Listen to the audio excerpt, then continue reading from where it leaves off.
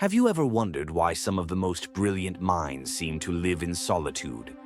Not because they're arrogant, not because they dislike people, but because they see the world differently. This isn't just poetic romanticism, it's psychological reality. Philosophers like Schopenhauer and Nietzsche spoke of it. Even modern neuroscience now explores it. And today we're diving deep, not to escape the world, but to understand why deep thinkers often feel like strangers within it. Imagine standing in front of a mirror, but not the kind that reflects your face, one that reflects your mind, your thoughts, your fears, your truth. Now imagine that most people around you aren't mirrors at all. They don't reflect. They absorb nothing. For the deep thinker, this is the core of their isolation. It's not about being alone. It's about being unseen. While the world dances to the rhythm of surface-level chatter, the deep thinker searches for something more, meaning connection, authenticity, and that kind of depth can't survive in shallow water. In today's world, we are more connected than ever, but rarely understood. Social media creates the illusion of closeness, yet amplifies the distance between minds. Most conversations revolve around convenience, not conviction. But the deep thinker, they want to dive into the why behind every what. Not just talk about the weather, but what the weather means to the soul. It's not that they don't care about others. It's that they feel too much. They carry an emotional weight most can't see because most never learned how to look. Einstein, Kafka, Dickinson, Alan Watts. All of them spoke about the kind of loneliness that has nothing to do with physical presence. It's a spiritual isolation, one that comes from seeing patterns others ignore, questioning what others accept, and feeling emotions others bury. For people like them, the tragedy isn't solitude. It's pretending to fit in where your mind doesn't belong. They were mirrors too, but few were willing to confront the reflection they offered.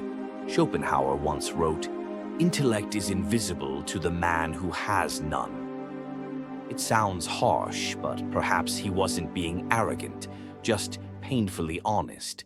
Deep thinkers often wrestle with an uncomfortable truth.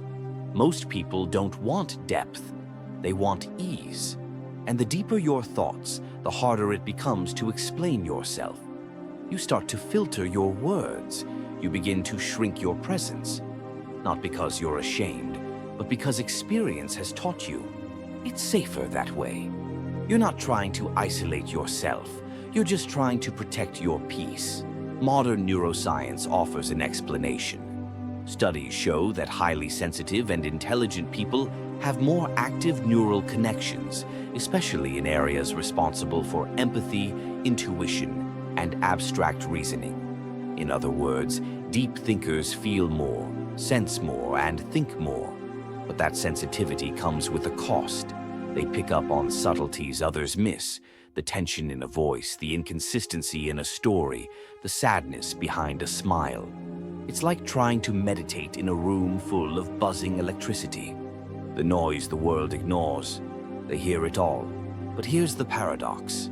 In solitude, there is peace. It becomes more than just an escape. It becomes a sanctuary, a space where thoughts are free to roam, where ideas can breathe, and where truth, finally, speaks without interruption.